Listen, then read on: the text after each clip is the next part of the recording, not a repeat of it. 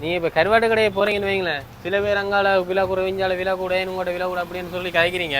உண்மையான விஷயம் வந்து கருவாட்டில் 2-3 கட்டா இருக்குது. இதுதான் அந்த வண்ணா கட்டான்னு சொல்கிறது. சரியா? இது கருவாட்டுக்கு ஓகே, கருவாட்டுக்கு போடுறது தான். ஆனால் கூடுதலாக இது விலை குறைவு. இது பெருசாக ஓடுறதே இல்லை. ஆனால் உண்மையிலே இந்த கட்டா பேரைன்ற இதுதான் கட்டா பேரை. இது வந்து வண்ணா கட்டா. உங்களுக்கு பார்த்தீங்கன்னா அவ்வளோங்க. சில பேர் இதை கருங்கணி பேரைன்னு விற்பாங்க. கருங்கணி பேரை விலை இதை கருங்கணி பேரைன்னு விற்பாங்க.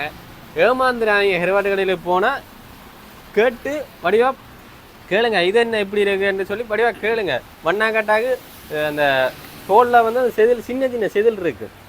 சரியா? இதுதான் அந்த வண்ணா கட்டா. அது அவ்வளோது ருசியாக இருக்காது. கூடுதலாக சிங்களாக்கெல்லாம் சாப்பிடுவா கூட. நம்ம தமிழாக்கள் இந்த வண்ணா கட்டா பண்ணி சமைக்கிறே இல்லை.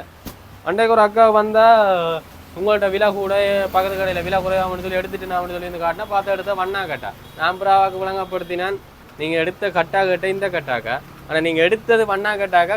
கட்டாக்கு அங்கேக்கா செதில் இருக்குன்னு அவள் திருப்பி அவங்களோட போய் குழம்புறா. சரி, ஏமாற்றி தந்துடுறீங்களான்னு சொல்லி. நாங்கள் ஏமாத்தன மட்டும் உங்களுக்கு தெளிவாக நாங்கள் விளங்கப்படுத்தி நல்ல சாமானாக தரும்னு பார்த்தா நீங்கள் வெளியே பார்க்குறீங்க. அதான் பிரச்சனை. எப்பயுமே கருவாடு பார்க்க போய் வடிவாக பாருங்கள். வண்ணா கட்டாங்க கட்டாக்கு நிறைய வித்தியாசம் இருக்குது. வடிவாக பாருங்கள். இது வண்ணா கட்டா, இது ஒரிஜினல் கட்டா பேரை. ஓகேயா?